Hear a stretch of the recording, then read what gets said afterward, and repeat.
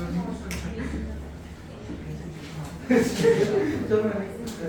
Missing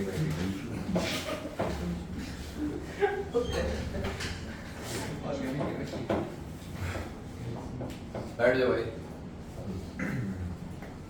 so यहाँ तक समझ में आएगा? जो कोई डाउट वोट पूछना है अभी तक कितना पड़ा है? नहीं डाउट है, कोई डाउट नहीं। तो फिर स्टार्ट करते हैं।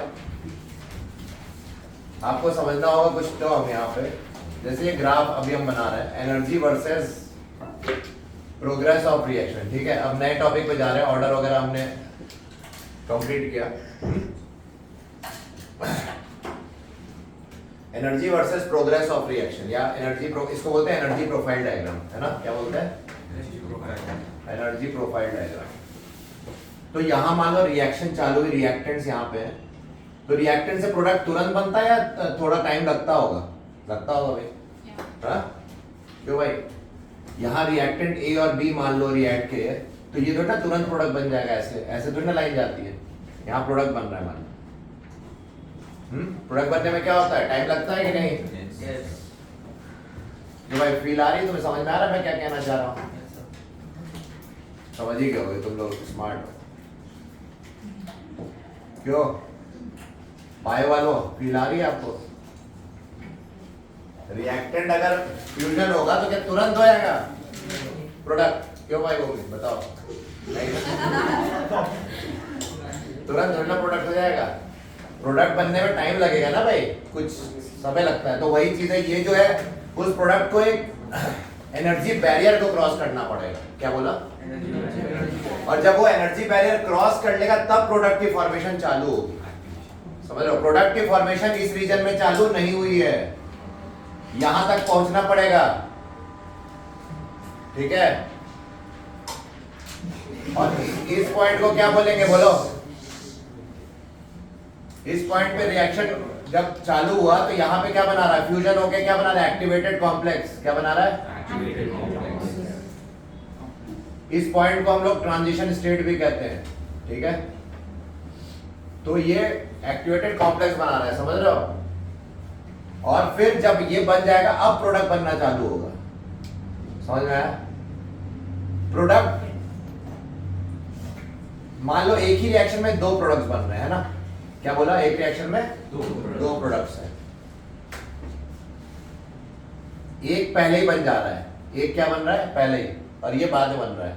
तो इसको बोलेंगे काइनेटिकली कंट्रोल्ड प्रोडक्ट। ये स्पीड में बना, स्पीड से बना ना, तो काइनेटिक्स यहाँ पे इन्वॉल्व हो गई, ज्यादा काइनेटिक है। और ये थर्मोडायनेमिकली कंट्रोल्ड प्रोडक्ट, ये भले ही धीरे बना बट स्टेबल ज्यादा कौन है? क्यों? क्योंकि इसकी एनर्जी कम है। ग्राफ में देखो, इसकी एनर्जी यहाँ पे और इसकी एनर्जी कहाँ पे? यहाँ पे है। तो जिसकी एनर्जी कम वो जिसकी एनर्जी कम वो स्टेबल ज्यादा। तो यहाँ पे एनर्जी कम है ग्राफ में, तो ये प्रोडक्ट ज्यादा स्टेबल। इसको बोल दिया थर्मोडायनेमिकली कंट्रोल्ड प्रोडक्ट। और इसको क्या बोला? Kinetically controlled product. ठीक है, समझ में आ गया? ए हीरो, क्या उधर क्या देख रहे हो? यहाँ बोर्ड पे देखो ना, उधर क्या सपने देख रहे हो कि स्टेबल बनोगे एक दिन?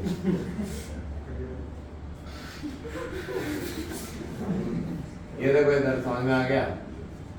क्लियर हुआ? तो this is the first thing you should know. और ये बताओ रिएक्शन कब फास्ट मानी जाएगी? रिएक्शन कब फास्ट होगी? जब एक्टिवेशन एनर्जी क्या हो? कम हो या ज्यादा? कम हो। भाई जितना कम होगा एक्टिवेशन एनर्जी उतनी फास्ट प्रोडक्ट बनेगा, रिएक्टेंट से प्रोडक्ट जल्दी बनेगा। एक्टिवेशन एनर्जी यहां से यहां तक की दूरी है, जितना कम एक्टिवेशन एनर्जी उतना ज्यादा रेट ऑफ रिएक्शन। मानते हो? यस। ठीक है, तो ये आपको समझना जरूरी है।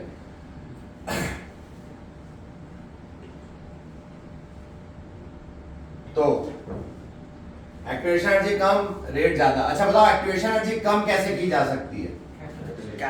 या तो टेम्परेचर बढ़ा दे या कैटलिस्ट डाल दे, है ना? तो एक्टिवेशन एनर्जी क्या हो जाएगी? कम। ये पता होना चाहिए आपको। टेम्परेचर बढ़ाओ या कैटलिस्ट डालो, एक्टिवेशन एनर्जी कम हो जाएगी। क्या एक्टिवेशन एनर्जी कभी जीरो हो सकती है? नहीं। Can activation energy ever be zero? No, activation energy कभी भी जीरो नहीं हो सकती। क्यों भाई? जीरो का मतलब ये हो गया ग्राफ ऐसा हो जाएगा, रिएक्टेंट प्रोडक्ट तुरंत बन गया। ये पॉसिबल है क्या भाई? एक्टिवेशन एनर्जी को क्रॉस करके प्रोडक्ट फॉर्मेशन चालू होती है, समझ रहे हो? हाँ, एनर्जी बैरियर कुछ तो क्रॉस करोगे ना, क्योंकि ये देखो ये आए दो न्यूक्लियस आए, तुरंत थोड़ी ना ऐसे एक नया बना लेंगे, उनको पहले बीच में ये एक दूसरे फ्यूजन चालू होगा, काफी लंबा प्रोसेस होगा, तब जाके वो बनेगा प्रोडक्ट। तो यही चीज कह रहे हैं यहाँ पे, क्या हो रहा है कि तुरंत प्रोडक्ट नहीं बनेगा, यानी कि एक्टिवेशन एनर्जी जीरो कभी नहीं हो सकती। यहाँ पे इस ग्राफ में दिख रहा है एक्टिवेशन एनर्जी जीरो है ना, बट ये पॉसिबल नहीं है। क्यों? क्योंकि अगर एक्टिवेशन एनर्जी जीरो हो गई, it will mean that all collisions lead to formation of product, which is practically impossible। क्या हर बार मॉलिक्यूल कोलाइड होकर प्रोडक्ट बन जाएगा? जरूरी नहीं। समझ रहे हो मेरी बात?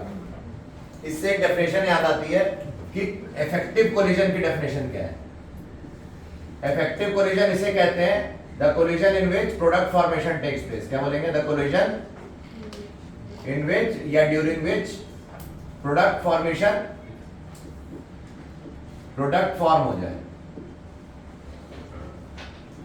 Collisions in which product formation takes place is called what? Effective collision। समझ रहे हो? Effective collision में क्या हुआ, यानी कि इसका क्या मतलब हो जाएगा, ये ऐसे डायरेक्टली हो जाए, इसका क्या मतलब हो गया, यानी कि सारे कोलिजन इफेक्टिव हो गए। क्या ये पॉसिबल है? नहीं हो सकता भाई। ऐसा होगा, मान लो तीन मॉलिक्यूल है और प्रोडक्ट रिएक्टेंट, दूसरे रिएक्टेंट के दो मॉलिक्यूल है, हो सकता है ये जस्ट इसको टच करके निकल जाए, फ्यूज इन हो। समझ रहे हो? टच करके निकल गया तो क्या प्रोडक्ट बनेगा? कभी नहीं। तो कोलिजन इफेक्टिव होने के लिए proper head to head collision हो, एक तो है ना, ढंग से कोलाइड हो, ऊपर से तेजी से भी कोलाइड हो, सफिशिएंट काइनेटिक एनर्जी होनी चाहिए, है ना। इफेक्टिव कोलिजन की दो इंपॉर्टेंट कंडीशन क्या है? कब होगा इफेक्टिव कोलिजन? जब प्रॉपर ओरिएंटेशन हो मॉलिक्यूल्स का कोलिजन के समय, मतलब एक दूसरे के ढंग से कोलाइड करे, प्रॉपर ओरिएंटेशन हो, और एक दूसरा क्या हो, सफिशिएंट एनर्जी हो इनके। भाई रिएक्टेंट पड़े हुए पर उनमें एनर्जी नहीं है। ऐसे नहीं, आप पाउडर सॉल्ट लेते हो, उसकी रिएक्शन कब होती है? जब उसको एनर्जी देते हो, हीट करते हो ना, तो आप उसकी क्या कर रहे हो, काइनेटिक एनर्जी बढ़ा रहे हो, तो रिएक्शन होने लगती है ना। तो दो कंडीशन है कोलिजन होने की या प्रोडक्ट फॉर्मेशन होने की। कब प्रोडक्ट फॉर्म होने लगेगा, यानी कि इफेक्टिव कोलिजन कब मानी जाएगी? जब मॉलिक्यूल जो कोलाइड कर रहे हैं उनके बीच क्या हो, प्रॉपर ओरिएंटेशन हो उनमें। समझ रहे हो? और दूसरा क्या है, सफिशिएंट काइनेटिक एनर्जी हो। क्लियर हो गई बात? ये बात आपको याद है इफेक्टिव कोलिजन के बारे में। तो यहां तक नोट कर लो जो भी नोट करना है, फिर हम आगे देखते हैं अरेनियस इक्वेशन वगैरह।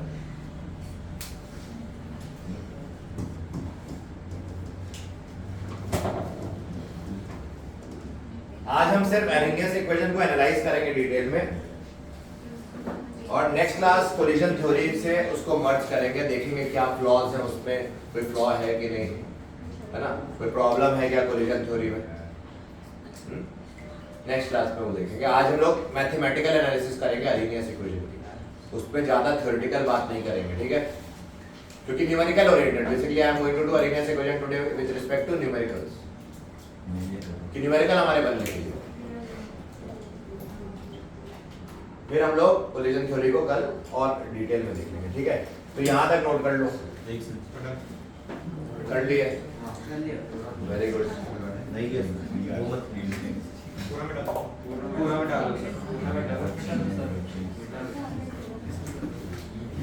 Simon, please don't distract.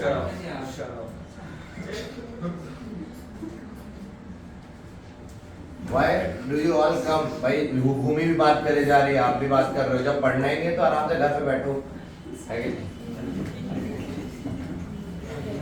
बारिश हो रही है, होने वाली है ना, जाओ समोसे और चाय मंगाओ। क्यों आना है यहाँ पे? क्या हो गया? आप इतना दुखी क्यों लग रहे हो? दुखी नहीं हो? तो ये देखो, क्या लव लाइफ डिस्कस करते हैं? तेरे साथ क्या हो? तेरे पीछे बैठी क्या?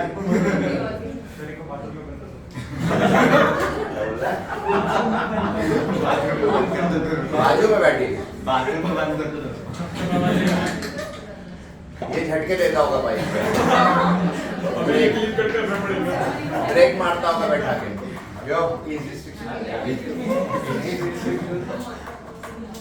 कैद हो जाओगे, कैमरा लग गया सारी जगह। ज्यादा झटके दोगे तो ऐसा झटका मिलेगा। तो एक इक्वेशन है अरहेनियस इक्वेशन, ठीक है। बताओ ये किस ऑर्डर के लिए है? अरे अरेनियस इक्वेशन कोई भी रिएक्शन के लिए एप्लीकेबल है, एनी ऑर्डर है। अरेनियस इक्वेशन क्या है? It is given by, it is k is equal to a into e power minus ea by rt। यहाँ k क्या है? Rate constant. ये एक्सपोनेंशियल फॉर्म है। ये कौन सा फॉर्म है? Exponential form of Arrhenius equation ये है। एक इसका लॉग फॉर्म भी होता है, ये इसका अरेनियस फॉर्म है। अरेनियस फॉर्म ये सॉरी एक्सपोनेंशियल फॉर्म। क्या बकवास कर रहे हो? ये क्या है यहाँ पे? अरेनियस कांस्टेंट है ना भाई। अरेनियस कांस्टेंट या इसको एक्सपोनेंट टर्म के पहले है कि नहीं? इसको बोल देंगे प्री एक्सपोनेंशियल फैक्टर भी बोल दिया है, ठीक है। और यहाँ पे ये क्या है बताओ? Activation energy. एक्टिवेशन एनर्जी यहाँ पे ये है। और आर क्या है? Gas constant. रेट कांस्टेंट नहीं, के रेट कांस्टेंट है। हाउ डम कैन यू? कैसी बकवास कर रहे हो तुम लोग? क्या कर रहे हो तुमने? क्या कर लिया अभी ब्रेक में? क्या करके आए हो?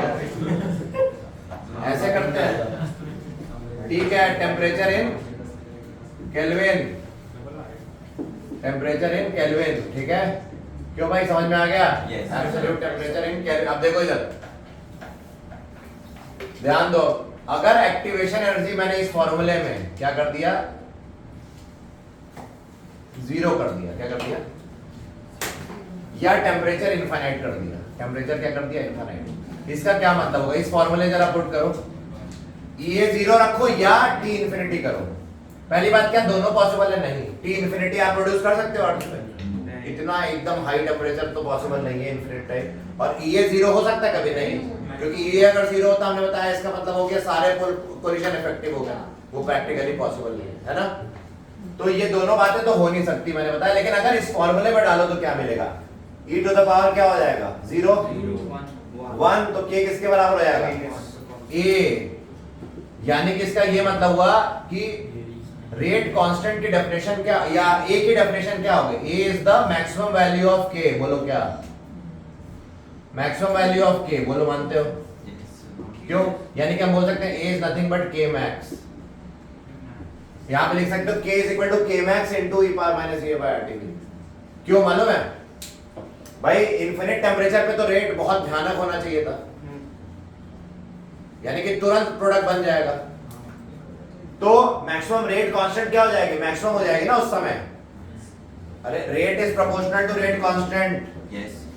तो मैक्सिमम रेट होगी तो मैक्सिमम रेट कांस्टेंट होगा कि नहीं? Yes sir.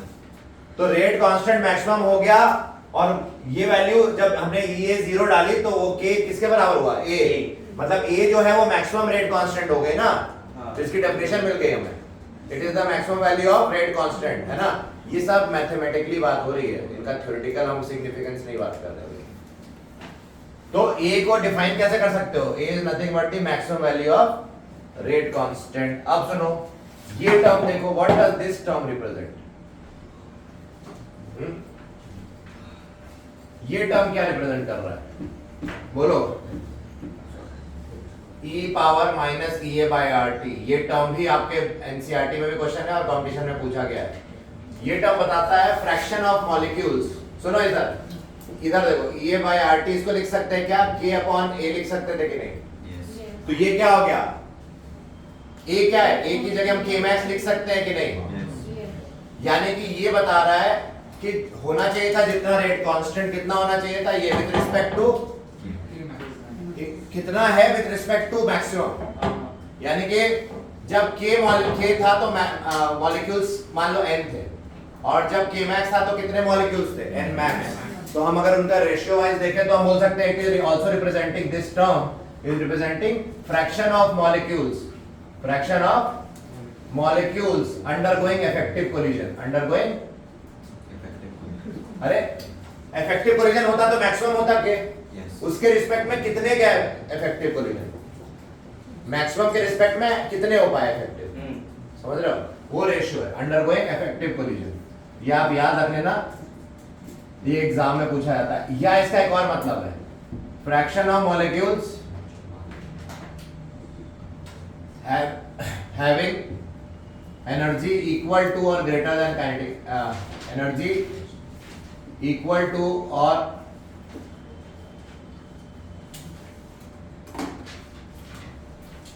Greater than activation energy. बताओ इसका क्या मतलब हुआ? अगर एक्टिवेशन एनर्जी क्या होती है, ये होता है ना, ये वाला पार्ट, इससे ज्यादा एनर्जी होगी, मान लो इस वैल्यू से ज्यादा एनर्जी होगी, तो क्या प्रोडक्ट जल्दी बनेगा? हाँ बिल्कुल बनेगा। हमने एनर्जी दे दी एक्टिवेशन एनर्जी से ज्यादा, तो ऑब्वियसली वो जल्दी बन जाएगा प्रोडक्ट। यानी कि वही चीज हो गई, fraction of molecules undergoing effective collision, यानी कि है ना, प्रोडक्ट जब जो बना रहे हो वही एक तरीके का, उसको इस तरह से भी कह सकते हो, इक्वल टू दो, या तो एक्टिवेशन एनर्जी के बराबर एक्सटर्नल, मान लो ये हमारी एक्टिवेशन एनर्जी है, हमने बाहर से ई एनर्जी दी और ई किसके बराबर कर दी? ई ए के, तो प्रोडक्ट जल्दी बन जाएगा। या ई ए से ज्यादा दे दी तो भी प्रोडक्ट क्या होगा? जल्दी बनेगा। बट ई ए से कम देंगे तो क्या प्रोडक्ट जल्दी बनेगा? नहीं। तो वो चीज है, वही इसी को बोल रहे हैं fraction of molecule under effective collision या हैविंग एनर्जी ग्रेटर देन और इक्वल टू एक्टिवेशन एनर्जी। तो ये क्या रिप्रेजेंट कर रहा है? Fraction of molecule. तो बोलेंगे फाइंड, ऐसा कुछ क्वेश्चन दे देंगे, टी की वैल्यू दे देंगे, ये दे देंगे, बोलेंगे find fraction of molecules having energy equal to और ग्रेटर देन ये। तो आपको क्या निकालने बोल रहे हैं? एक तरीके से ये बोल रहे हैं, है ना। हो सकता है के और ये दे दे, तो आप इस तरह से भी निकाल, इसको ऐसे भी बोल सकते हो, ये भी फ्रैक्शन ही रिप्रेजेंट कर रहा है ना। इजी है ये न्यूमेरिकल के लिए, ऐसा एक न्यूमेरिकल है एनसीईआरटी के पीछे, इसलिए मैंने आपको करा दिया। तो नोट कर लो ये सारी बातें। तो अरेनियस इक्वेशन का एक्सपोनेंशियल फॉर्म काफी इंपॉर्टेंट है मैथमेटिकली। अब इसका लॉग फॉर्म देखेंगे।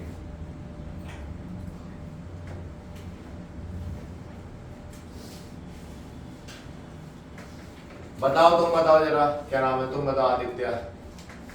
ये अगर जीरो हो जाए या टेम्परेचर इनफाइनाइट हो जाए तो के किसके बराबर होगा?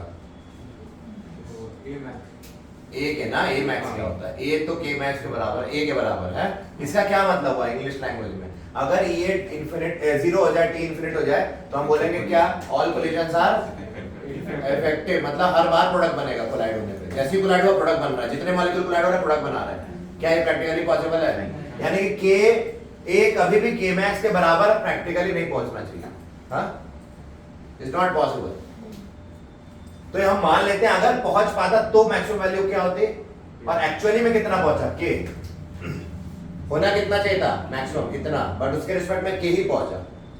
यानी कि एन मैक्स मॉलिक्यूल थे जो सब प्रोडक्ट बना सकते थे, बट एक्चुअली में कितने प्रोडक्ट बनाए? एन। इसीलिए इसको फ्रैक्शन ऑफ मॉलिक्यूल्स भी बोल रहे हैं, which are actually forming the products. यही तो हुआ, fraction of molecules forming a product, मतलब इफेक्टिव कोलिजन जो जा रहा है। समझ में आ रहा है? इसको फील करना पड़ेगा आपको।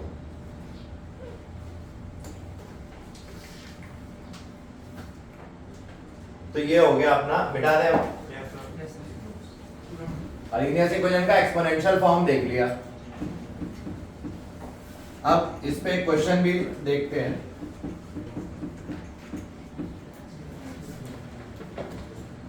लेट्स सी अ क्वेश्चन, अगर इस पे कोई क्वेश्चन मिलता है अपने को डिसेंट सा।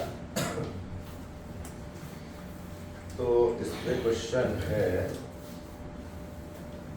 इस पे, ये आईआईटी जेई में आया था 2010 में। देखो आईआईटी जेई 2010,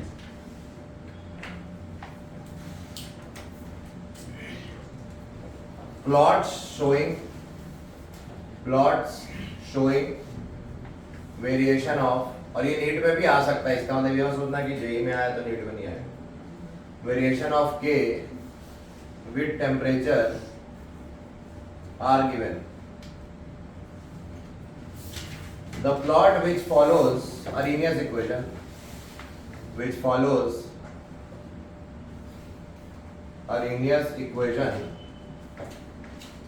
is चार ऑप्शन।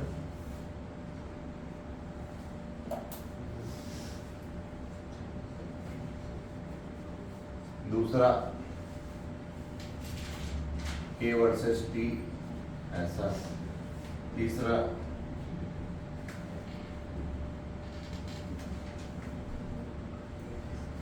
और चौथा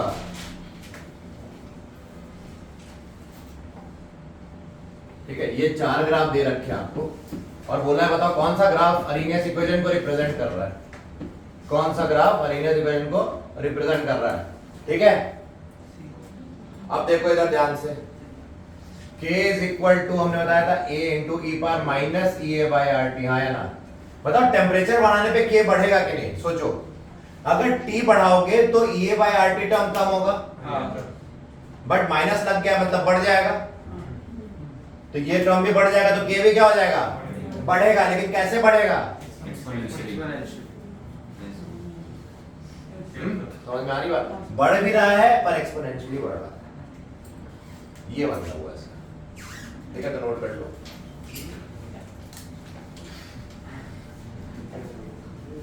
क्यों भाई, समझ रहा हो तुम्हें?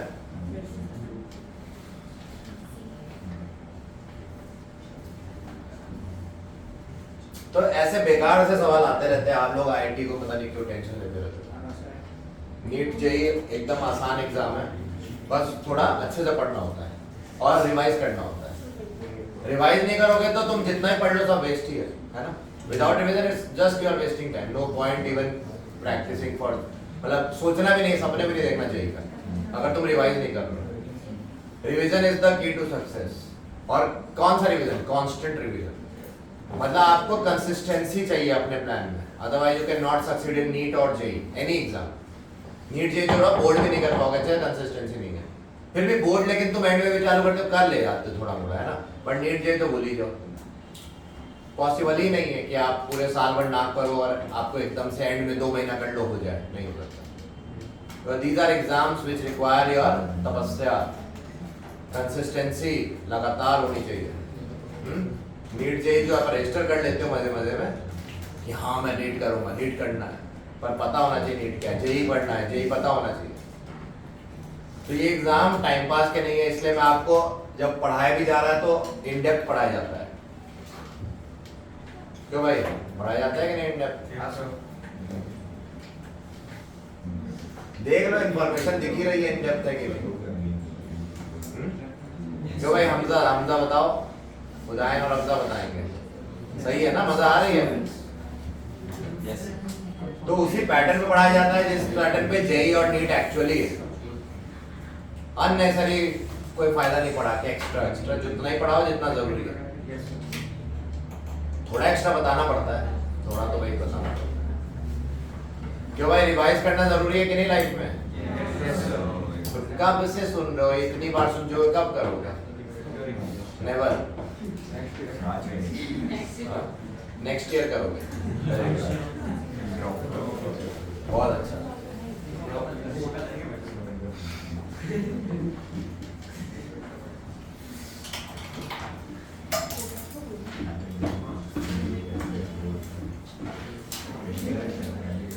देखो नेक्स्ट, बात ना करो जरा, पढ़ा रहे हैं ना यार, क्या कर रहे हो? पान बेचना है? Log form of Arrhenius equation. अभी हमने एक्सपोनेंशियल फॉर्म देखा, अब लॉग फॉर्म पे बहुत ढेर सारे क्वेश्चन आते हैं।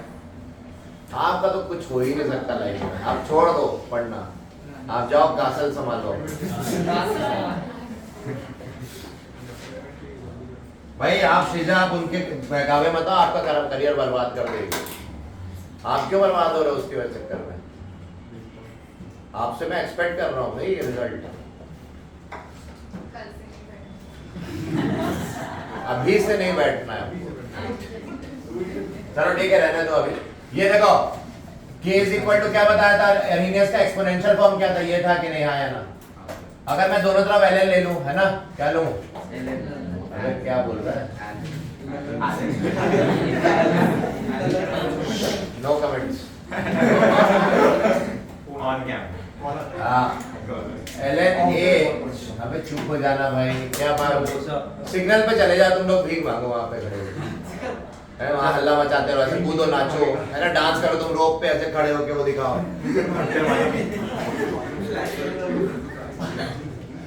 इधर देखो, इसको लिख सकते हैं ln a plus ln e power minus e by R T, हाँ या ना? देखो इधर ऐसे लिख सकते हैं कि नहीं? आप दो गलत लोगों के बीच में बैठ गए एक्चुअली। उधर और ये सिमोन इधर, आप फंसे हुए हो ट्रैप में। माइनस का इफेक्ट हो रहा है। वाह, very good. Excuse me, sir. I've excused you forever.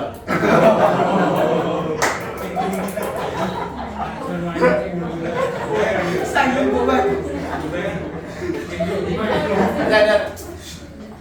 LNA को मैंने इधर लिख दिया अभी के लिए, कुछ देर के लिए। देखो इधर LNA को इधर लिख दिया। इस टर्म को मैं ऐसे लिख सकता हूँ, Yes. है ना? तो LNE क्या होता है? 1। LNE तो 1 होता है। हम यानी कि हमें मिल गया LNK is equal to minus EA by RT plus LNA। ठीक है? Yes? Yes. इसको इक्वेशन ऑफ स्ट्रेट लाइन से कंपेयर कर रहे हो अगर, तो तुम क्या बना सकते हो? ग्राफ बना सकते हो, है? अब ये दो काम पूछते हैं। दो टाइप के लॉग इक्वेशन है, एक है ln और एक है log टू द बेस 10। ये क्या हो गया? log to the base e है ना? ये जो लिखा है log to the base e है। इस पे क्या ग्राफ बनेगा बताओ? y एक्सिस पे क्या डाल दें? ln के y एक्सिस पे, x एक्सिस पे 1 अपॉन टाइम, नहीं टेम्परेचर, टाइम नहीं है वो, टेम्परेचर है। सो 1 अपॉन टेम्परेचर डाल दें इधर। अरे इस इक्वेशन को अच्छे से लिखो तो ऐसे लिख सकते थे, ln k equal to minus e by r 1 by t plus ln a, हाँ है ना? तो x एक्सिस पे क्या डाला? y एक्सिस पे, So x axis पे already हाँ y एक्सिस पे ln k डाला, x एक्सिस पे 1 by t डाला। स्लोप क्या है? स्टार्टिंग फ्रॉम ln a से स्टार्ट हुआ ग्राफ नेगेटिव स्लोप है, मतलब ग्राफ ऐसे जाएगा। और इस ग्राफ का स्लोप क्या बोलोगे? Minus e by r। और यही y2 minus y1 upon x2 minus x1 भी कहलाएगा। अब सुनो, अभी खत्म नहीं, रुक जाओ। इस इक्वेशन को मैं ऐसे भी लिख सकता हूँ फर्दर, 2.303 log of k, अरे टू द बेस 10 कन्वर्ट कर दिया, minus EA upon r 1 by t plus log plus यहाँ पे भी 2.303 log a, हाँ या ना? तो अगर 2.303 नीचे ले गया, Sir. हाँ खोल दो दरवाजा, खोल दो।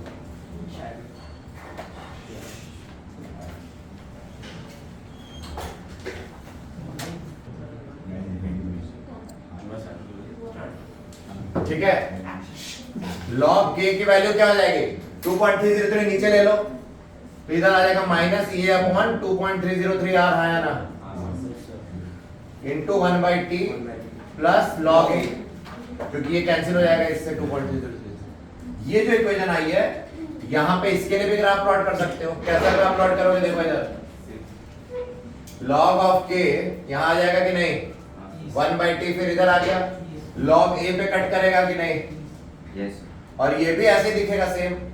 और इस ग्राफ का स्लोप क्या हो जाएगा? Minus e upon 2.303 r। अब दोनों ग्राफ को कंपेयर करो, थोड़ा अंतर दिख रहा है ना? यहाँ स्लोप अलग है, वहां स्लोप थोड़ा अलग है, क्योंकि वो ln वर्सेस t है, 1 by t है। ये log of this versus clear? इसका स्लोप कम आया, इसका स्लोप क्या आया? कम आया। नेगेटिव हो रहा है क्या? बराबर।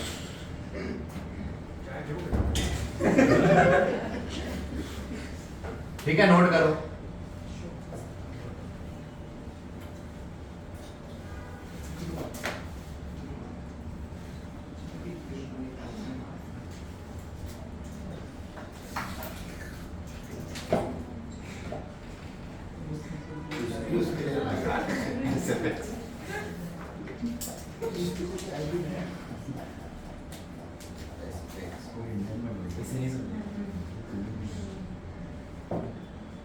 आज 12:30 पे छोड़ देंगे अगर जल्दी सही से काम करो। चाहते हो ना जल्दी छोड़ दे यार? नहीं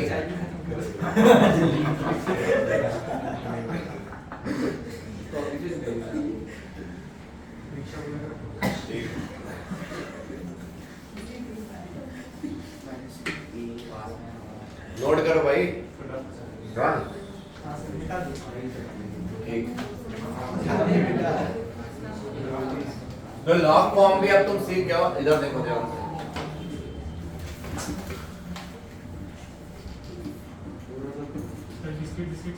ये मिटा दे।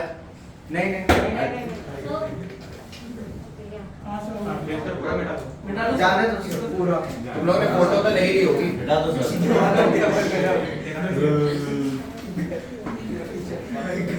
अरे आप चुप हो जाओ। क्या नहीं, मैं नहीं छोड़ूंगा। अब एक सुनो, 1 बजे हो जाएगा इसकी वजह से मुस्तान से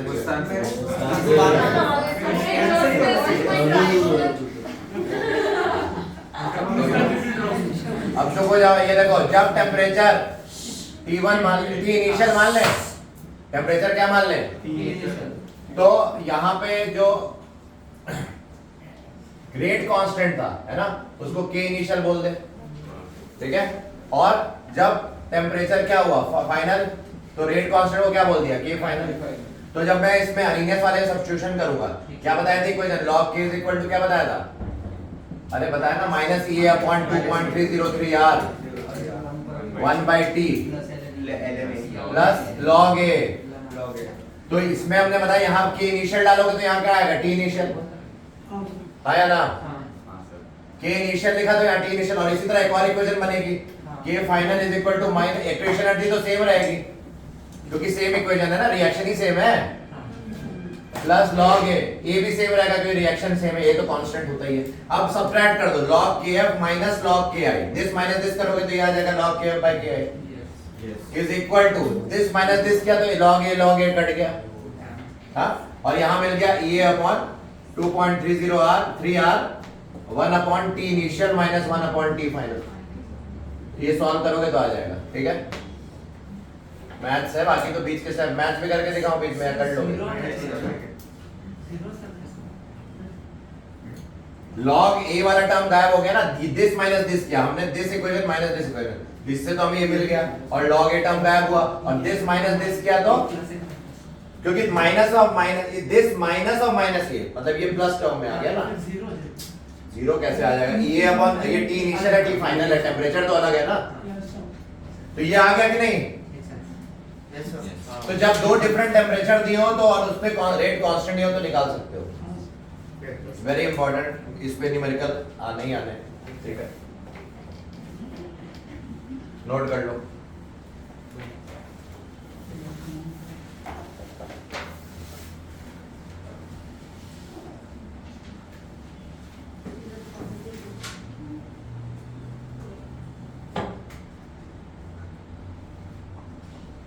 क्या कर रहा हूँ, उस तक तुम चश्मा निकालो।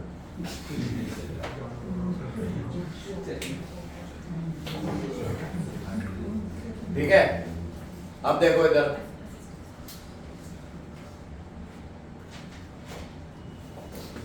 KF by KI, बताओ रेट और रेट कांस्टेंट अगर प्रोपोर्शनल है मान लो, है ना, तो rate for final rate upon initial rate क्या होगा, will be final rate constant upon, इनका रेशियो सेम होगा कि नहीं, यस, है ना। तो हम बोल सकते हैं KF by KI की जगह क्या डाल दें, RF by RI डाल दें, तो RF by RI also is equal to EA upon 2.303 R 1 upon TI minus 1 upon TF। तो ये न्यूमेरिकल में डायरेक्ट आपको बोलेंगे, सुनो मेरी बात, ऐसे बोलेंगे, the rate of reaction quadrupled when temperature was increased from 298 Kelvin to 300 Kelvin। तो इनिशियल टेम्परेचर कितना है 298, यहाँ 300 डालोगे और रेट रिएक्शन क्वाड्रुपल हो गया, मतलब ये 4 टाइम्स हो गया इसका, यहाँ लिखोगे 4 RI अपॉन RI, तो RI कट गया तो log 4 आ जाएगा, और ये निकाल लोगे, ये दिया, ये बोलेगा ये निकालो, समझ में कैसे न्यूमेरिकल आता है। यस सर, तो इस टाइप के न्यूमेरिकल आ जाएंगे, नोट कर लो।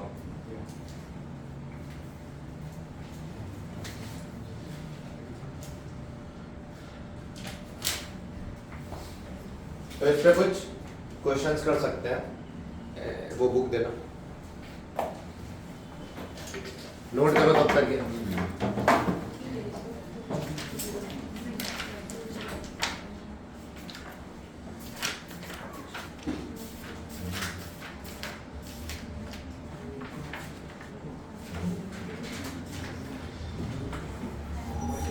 यार कॉपी करो, जल्दी छोड़ना चाहते हो तो, नहीं तो फिर नहीं छोड़ पाओगे।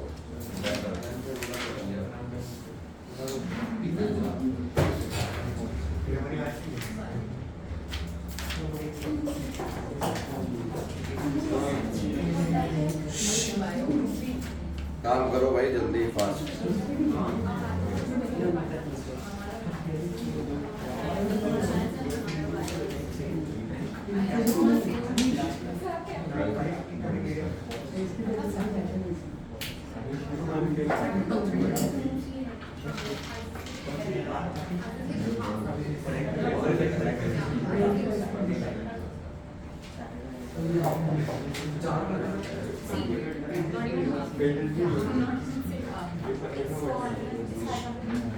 क्वेश्चन लिखो जेई मेन 2021।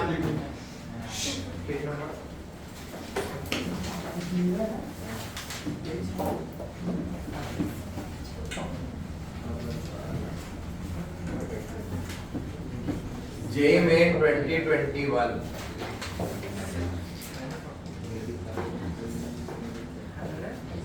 अभी अभी आया हुआ, लास्ट ईयर आया हुआ, अगस्त में आया हुआ।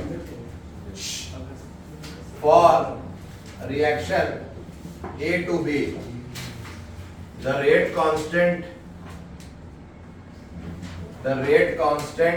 K in per second is given by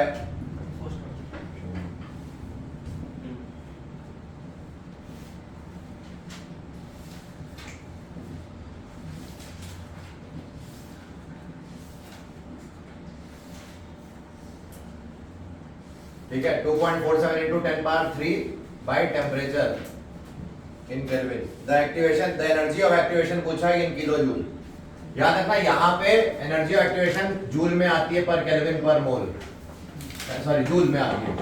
are की वैल्यू जब क्या हो, जब जूल पर केल्विन पर मोल हो, है ना। Yes. जब आप आर की यूनिट इतनी रखते हो तब ये यहाँ पे जो वैल्यू आती है वो जूल में आती है। The energy of activation in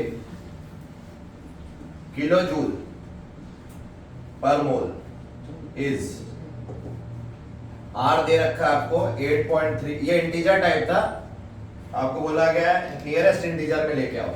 answer should be nearest integer, ठीक है। और आर की वैल्यू दे रखी है 8.314 जूल पर केल्विन पर मोल। ये आपको पता होनी चाहिए, नहीं भी दिया हो तो। ये states of matter last year बताया गया था सारी चीजें, जल्दी नोट करो और इसको ट्राई करो।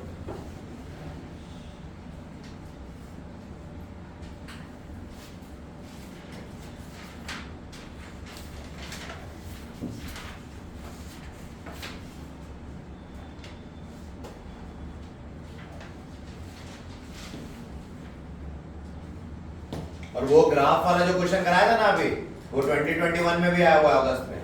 सेम क्वेश्चन जो ग्राफ 2010 का नहीं कराया था अभी क्वेश्चन, वो 2021 में भी आया हुआ है सेम।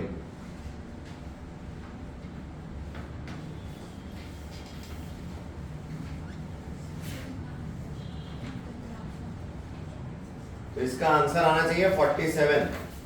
देखो 47 आता है क्या आपका? यहाँ जो आंसर आना चाहिए वो कितना आना चाहिए? 47 किलो जूल पर मोल। कैसे आएगा बताओ, कैसे करेंगे? ये देखो लॉग, आपको अरेनियस इक्वेशन पता है क्या होती है? Log k is equal to क्या 1 minus EA upon 2.303 R T, है ना, प्लस लॉग ए है, यस और नो। तो ये टर्म क्या हो गया? ये तो टर्म लॉग ए हो गया। हमें लॉग ए से कोई मतलब है नहीं, हमें किससे मतलब है? यहां पे देखो अब ये 1/t है, यानी कि ये जो पूरी है minus EA upon 2.303 R is equal to this full with minus sign, है। समझ रहे हो मेरी बात? Is equal to what? This term.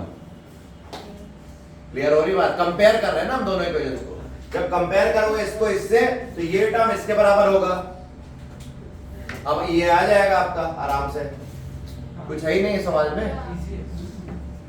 आप लिखोगे दिस इक्वल टू दिस, तो आर की वैल्यू तो दे ही रखी है, क्रॉस मल्टीप्लाई कर दो, आ जाएगा, खत्म, सवाल ही नहीं कुछ। नोट करो जल्दी। तो जेई मेन वगैरह के सवाल भी ऐसे ही आते हैं, आप इजीली कर लोगे, कोई बड़ी बात नहीं। और देखते हैं, ठीक है, एक और देखते हैं।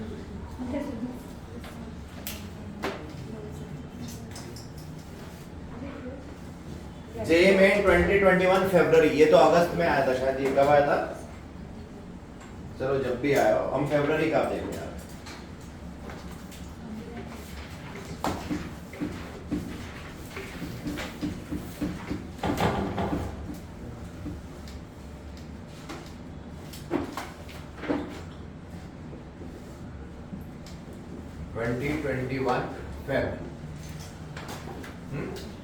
वैलेंटाइन डे वाला।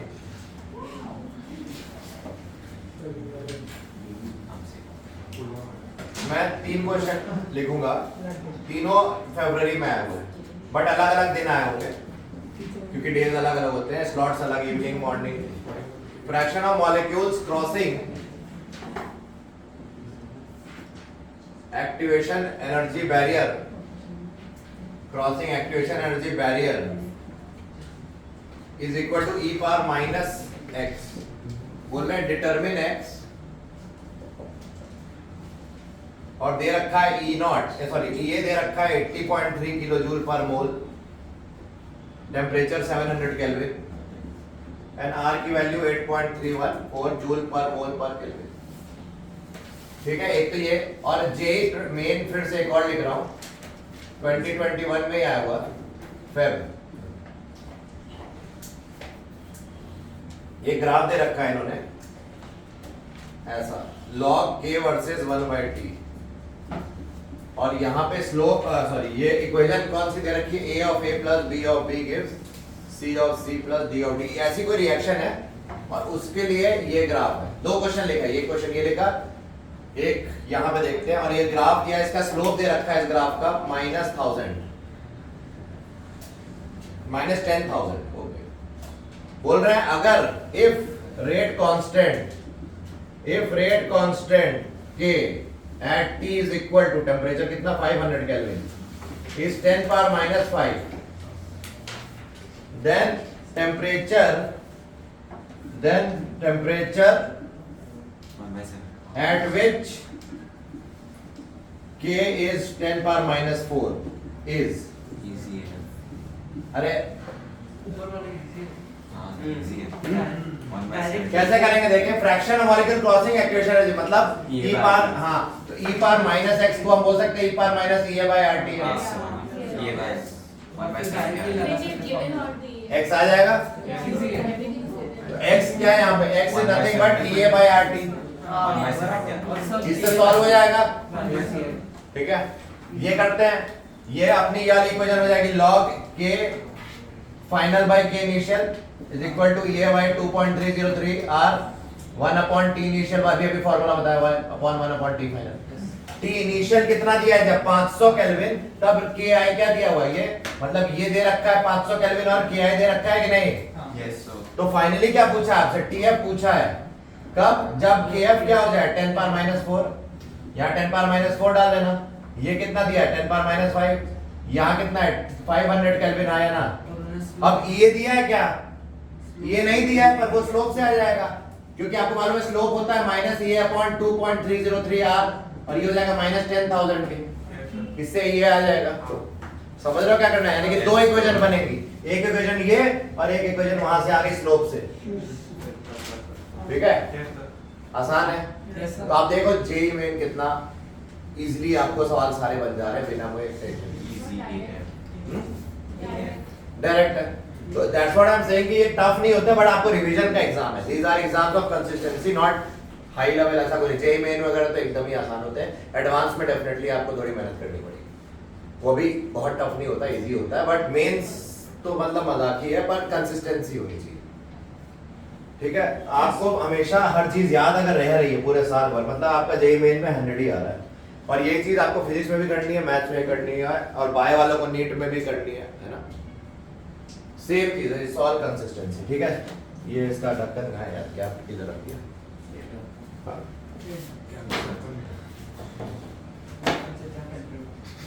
हाँ? गिर गया क्या कहीं? ठीक है, नोट कर लो जल्दी से, इजी है टफ है लगा, easy है।